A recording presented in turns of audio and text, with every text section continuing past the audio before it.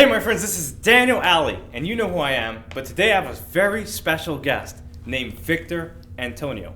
Now Victor is a sales superstar. He's a boss's boss. He's written 13 books, he's traveled the world, and he's reached millions of people. Victor, good to have you. Thank you for having me, Daniel. I appreciate it. Thank you. Yes, so today we're going to talk about sales, because sales is the highest paying profession. Why should someone get into sales? See, I mean, not everybody should be in sales. You got to want to be in sales. Right. But one of the reasons I love that profession is that, you know, what other profession can you control your financial destiny? Right. How much money you make? Yeah. And sales is that profession. It's not just about getting a salary. It's about if you hustle, you get paid more. Right. I don't know. I like that. And it's also one of the oldest professions of all time. So what makes a really great salesperson?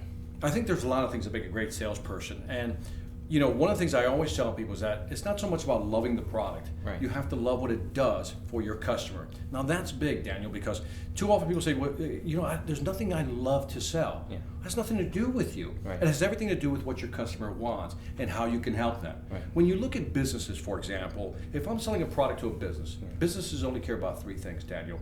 Increase revenue, reduce costs, expand my market share. Right. Can you help me do that with your product or service, Victor? Yes, I say. Yeah. And if I can help them do that, think about this. Think about the social good associated with selling that most people don't think about.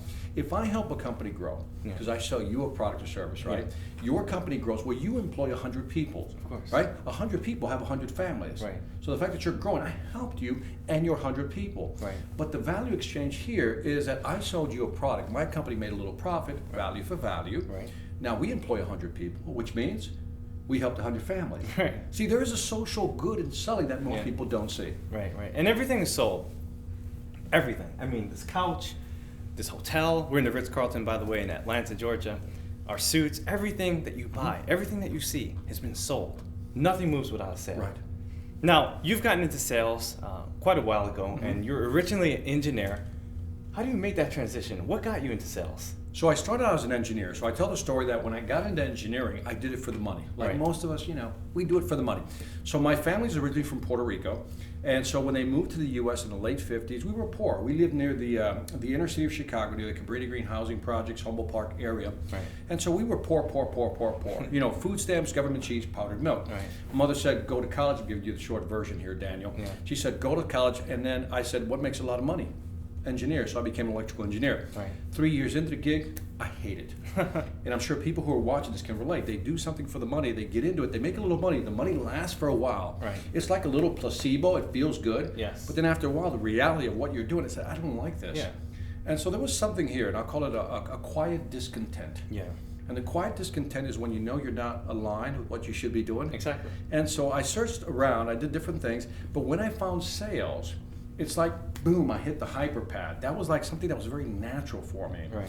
And at that time, you know, our son was 1 year old. My wife wanted to stay home, and an opportunity opened up for me to be a salesperson in Latin America. Wow. And they were looking for somebody who spoke Spanish, had a technical background, and it was like, you know, a confluence of perfection, right? Perfect timing.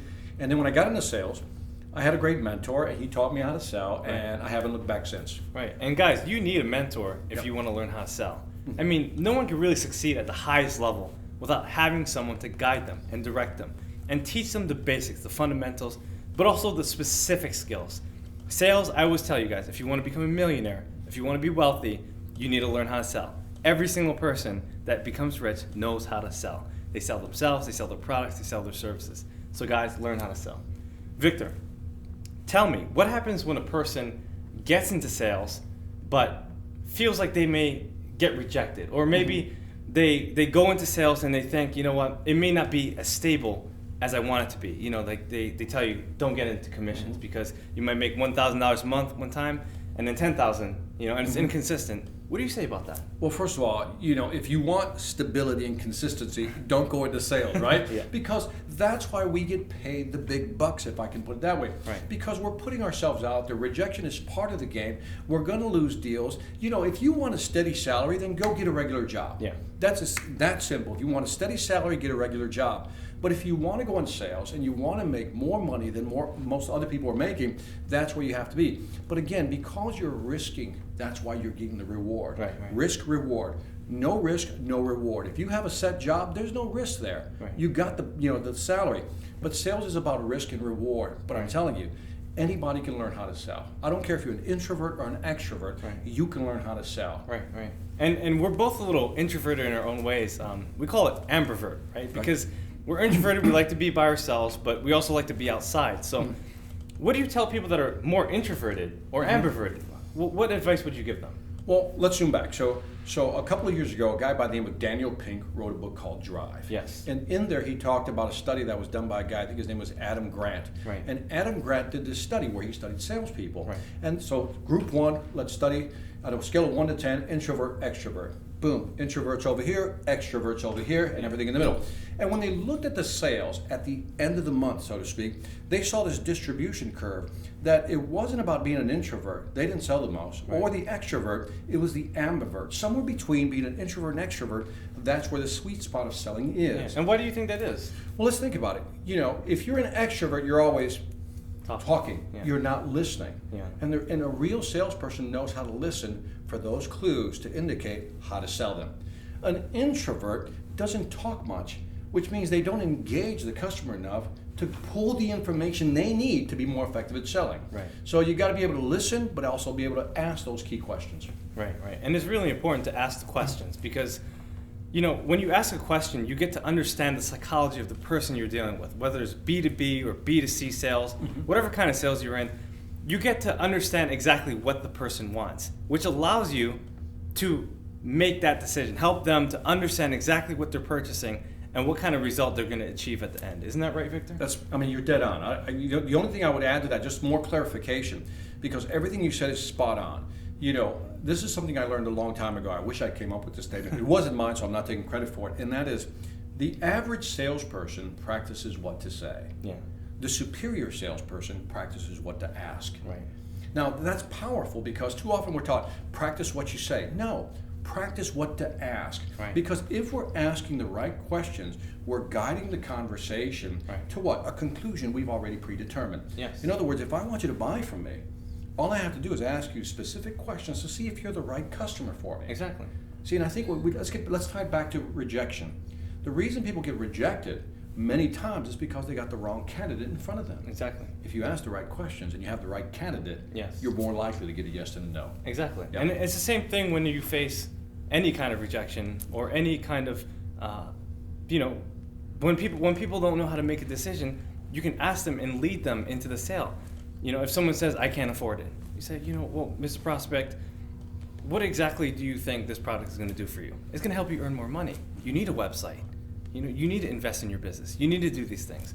When you ask these questions, it puts you in a position to be able to make that sale, right? To close that deal. And what I find is that a lot of times people feel icky about making the sale. They feel like they have to take a shower.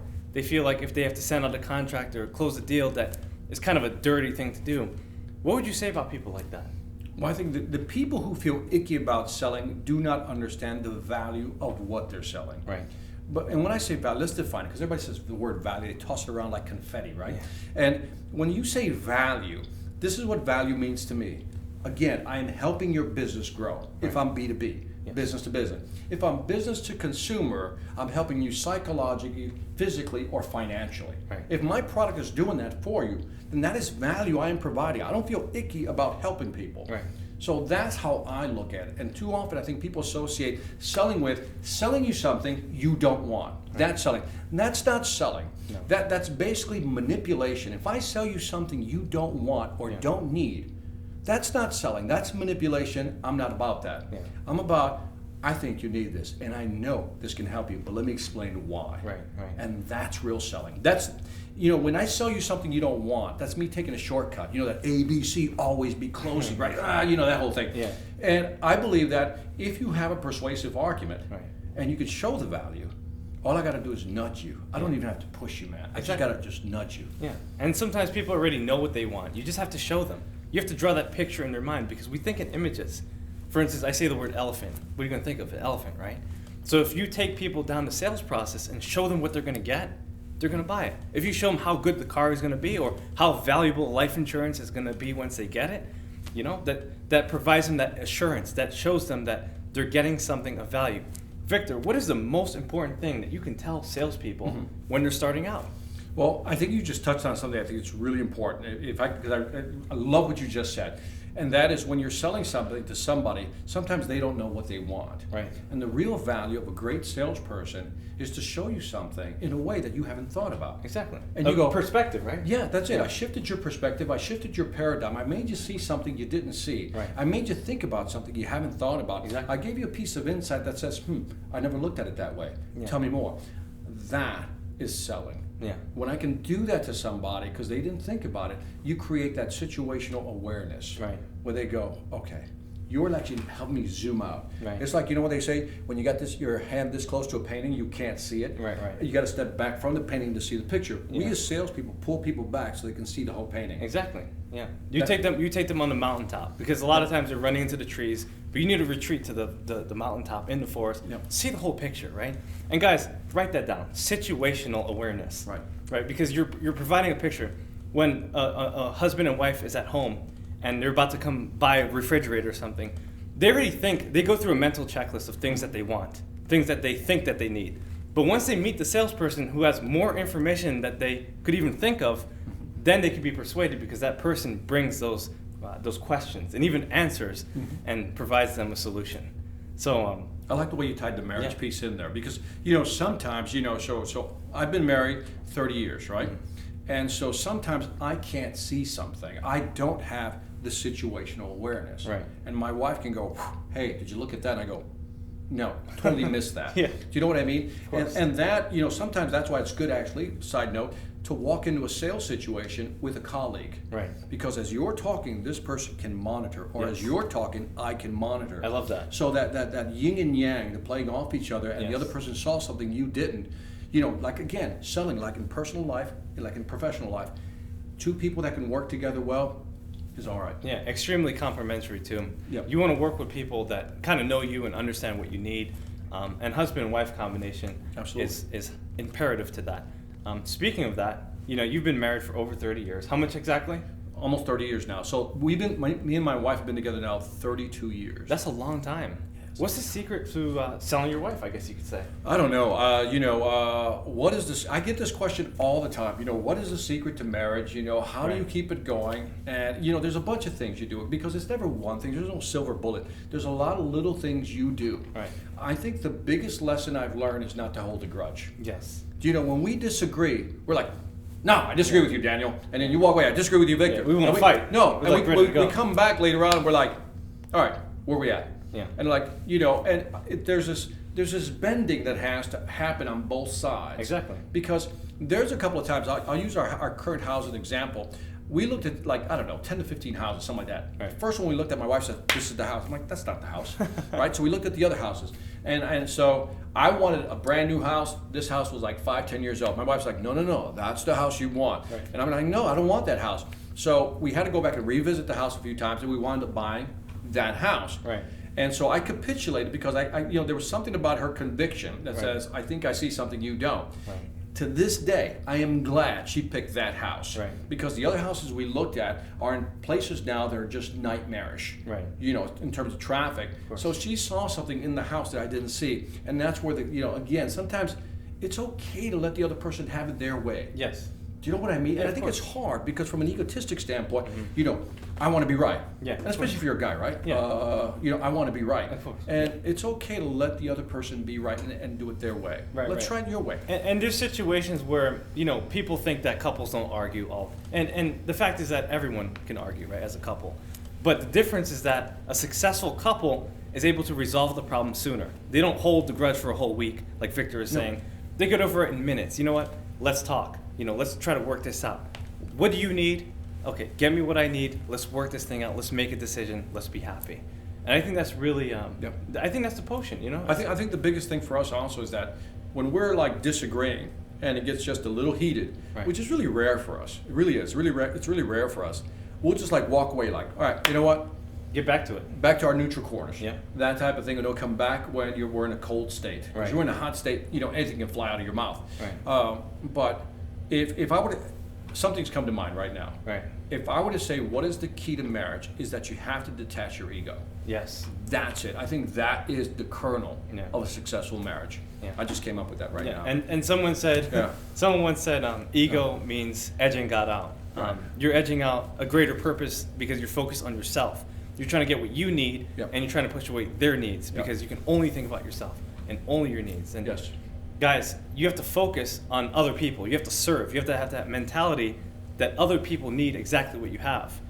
But even in the selling situation or in business, you have to be able to put yourself in other person's shoes and know exactly how you can give them exactly what they want. Nice tie-in, by the way. That's a great tie-in. Thank you. Yeah, Well, because it is true, right? That sometimes you have to, even in the sales process, you have to be egoless. Right. I mean, my ego says I want to sell you the product because I want to make money, Right. but I have to detach my ego. Is can I really help you? Yeah. Do you know what I mean? I think that's what we're not taught in selling. Right. Can I really help you? Does this product or service, can it really help you? Yeah. And you were saying earlier that sales is not taught in school, No. right? No. Even though it should be. You know, we don't learn sales, we don't learn marketing, we don't learn leadership, public speaking. And actually, we both know that public speaking perpetuates our success in Absolutely. sales. Absolutely. You know? Victor actually has a successful YouTube channel and has reached millions of people through it. And how's public speaking helped you in your sales career? I joined Toastmasters way back when, won't give you the year. By the way, if you search online for Victor Antonio's first Toastmaster presentation, Oh, yeah. it's actually on YouTube. Horrible. Just look it up, guys. But you know, it's funny because people see that they're motivated because Yeah. they're like, wow, you really stunk. Yeah. You know, and I go, yeah, but I got better. And they're like, if you stunk that bad, maybe Yeah. there's hope for me. Yeah. And so when I first started public speaking, I was in corporate America and I realized that your ability to communicate will dictate your level of success. Exactly. No doubt about it.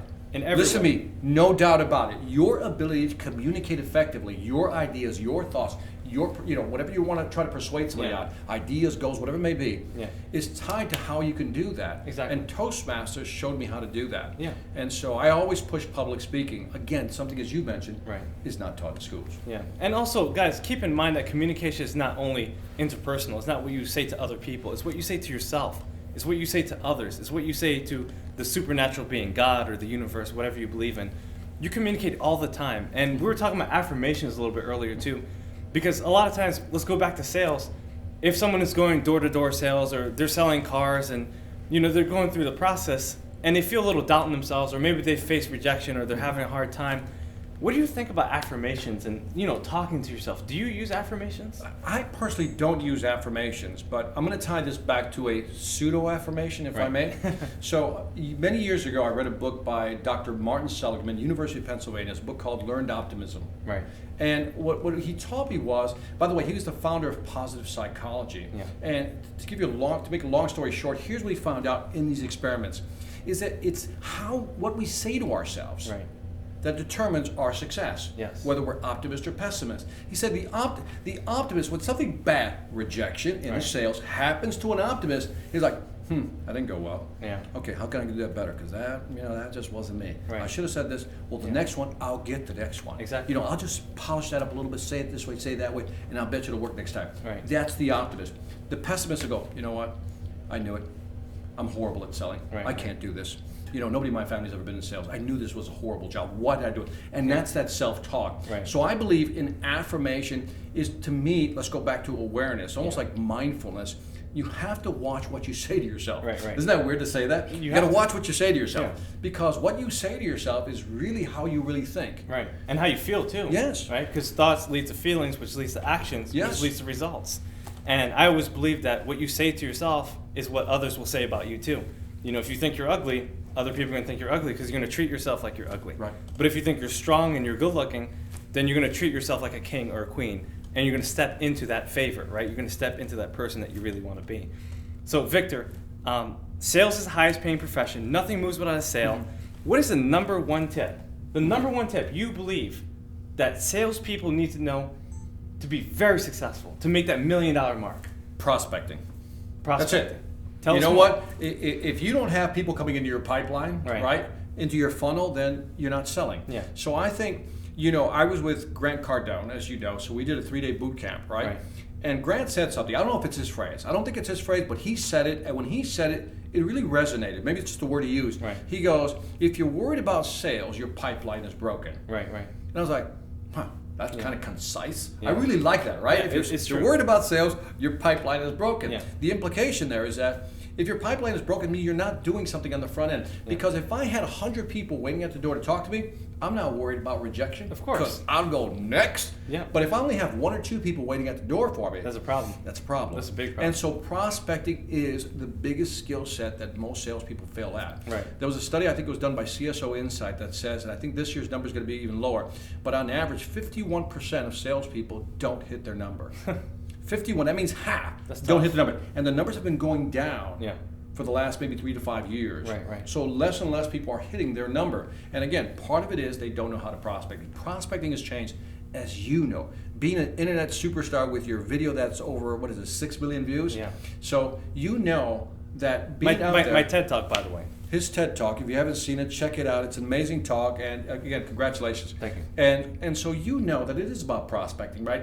But you know that it's not only about the phone. Right. You know it's about social media. Exactly. You know it's about leaving those voicemails. Yeah. You know it's about sending that email, that text. You know it's about that whole combination of Yeah. how do we get prospects into the pipeline. Exactly. Most people are still stuck in either the phone or social media. Right. And I believe there's a blending of mixed medias that has to happen. Exactly. And guys, remember, the fortune is in the follow-up. Yes. You know, sometimes somebody might reject you in March. Call them up in August and see how they feel.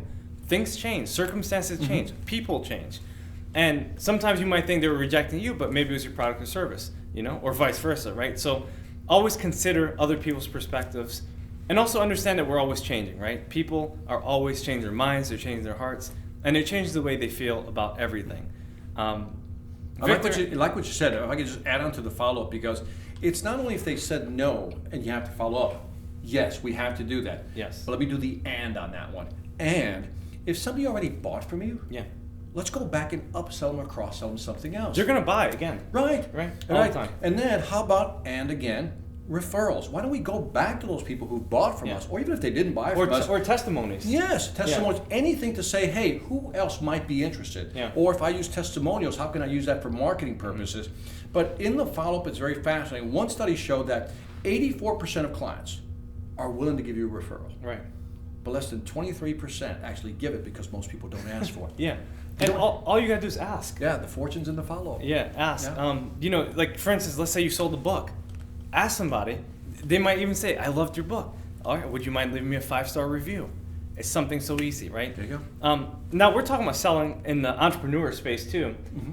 But before you sell in that way, what's preceded by it is marketing, Yes. right? And marketing is getting yourself out there, and sales is getting people to buy your message yourself, Right. right? How do you go about marketing? Because your YouTube channel is pretty successful, and it's growing, guys. It's growing really fast. I think it's a good question, because we could probably do a marketing event together and we'll have 2 totally different strategies, right? Yeah. And both will be right for what we do. Yeah. The first thing I discovered for me, Daniel, was that I had to focus on a niche. Yes. And my niche is sales. If I had to add a second word, it's sales and motivation, but mostly sales, right? Why? How to sell. And then I always like to look at the influence piece. Why people buy? Why do they make these decisions? Right? And so the first part of my branding was, I'm all about sales. Yeah. Because I believe that people only have one category for you in their head. They want to know what you are. Yeah. So how can you help me? Right. And so when people look at me, they go, that's the sales guy. Right. Right? When they look at you, they might go, what's your blank? That's the blank guy. What will your blank be? Just wealth building mindset. He's the wealth, or let's say he's the mindset guy. He's the wealth building guy. Yeah. And then that to me is the branding that you have to pound into the market all the time. But if today I'm saying, well, I'm a sales trainer today, tomorrow I'm an internet marketer, tomorrow I'm a customer service rep, tomorrow I'll help you team build, tomorrow I'll help you with leadership, and you know what? If you need your dog walk, I will do that too. Yeah. They're confused. You've confused the market in terms of who you are. Yeah. So I think by focusing in on one thing, right, and then going deep into that niche, because I truly believe that once you start studying something, in my case sales, you begin to see things that most people don't see. Of course. Because you become, I don't want to say you reach that level of awareness again. Well, you really have, yeah. You have. And then you probably see it, right? When you study mindset, maybe initially you read what everybody else read. Right. And then you went a little deeper and said, well, maybe let me look at it from this angle. So maybe you started reading different types of books. We're talking about perspective too. Yes. Yeah, your Yes. perspective changes, and then you're able to sell that perspective to the people who are your prospects, your leads. So how important is that? To shift their perspective is very important. Yeah. Because again, most buyers today, look up, see if this makes sense to you. You go on Amazon, right? You have this idea of what you want to buy. Yeah. Right? So let's walk through the process. You go on Amazon, you go click. That's what I want to look at. Type it into the search category, electronics. I'm looking for a certain camera, right? Yeah. Boom, you click that in. Then what do you immediately do? You got the description, look at the price, and then what do? Make a decision. No, you go to the reviews. Typically, you go to the Oh, yeah, reviews, well, right? yeah. You go to reviews. You got to do the research. You got to do the research. You're in research mode still. You're research, not buying. You haven't analyzed it. So you go to the reviews, and how do you look at the reviews? You got to really know what you want. Right. You got to see what the best people are saying, and also what the worst people are saying. Boom. You go to the 5-star. You go to the 1-star. Then you kind of settle in somewhere 3 or 4, right? Yeah. And then what does Amazon do? At the bottom it says, people who bought that also bought what? That. Yeah. Right? Cross-selling. Yeah. So all of a sudden you go, what's that? Yeah. And then you go there, you click, and next thing you know, you're off on this hyperlinking episode. Yeah. And then you wind up buying a different type of camera. Right. Because you informed yourself through the buying process, right? And so think about selling today one-on-one. It's almost the same thing. The customer doesn't know. They've seen so much information. Yeah. Google did a study that says on average, you will look at 10 sources of information before deciding to contact a company. Yeah. So you think, well, okay, maybe they know what they want. Well, they don't. They're more confused than ever. Right. So that's where we as salespeople come into play. Right. You're so confused. Here, let me help you. Make out. it easy. Let me help you see the forest from the trees, as you said earlier, right? Yeah. And do it that way. So that's how selling has changed. And the ability of a great salesperson to remove the clutter so you can make a quick decision is what selling's about. Yeah, and really, the confused mind says no. I mean, you think about it, you walk into a candy shop and all this candy is in front of your face. But if someone comes up to you and says, would you like to try one of these 3 options? Then you know what you want. You're going to actually try something and you say, oh, well, that was good. Where can I get more of that? Then you're going to buy a box. You might buy a case. You might buy the whole store, right? So the salesperson makes the decision easier for the client. And guys, remember, people buy emotionally but justify logically.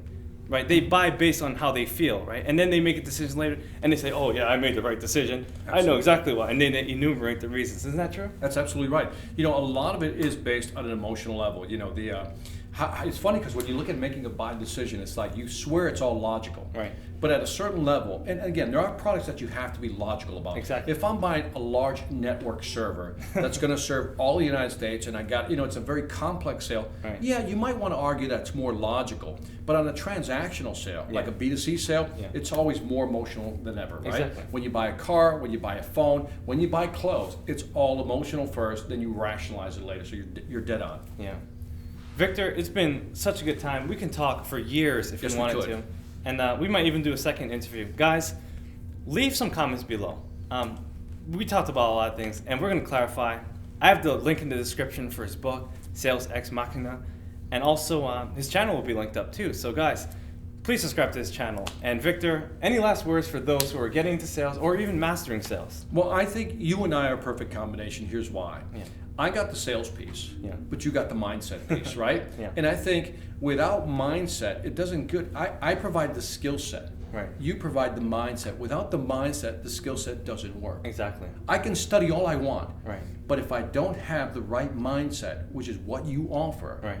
then this will never work. Exactly. I need you. Yeah. How's And that? I need you. And really, you focus on general skills, which eventually becomes specific skills, right? Right. You focus on the basics like time management, goal setting, right? Managing your money.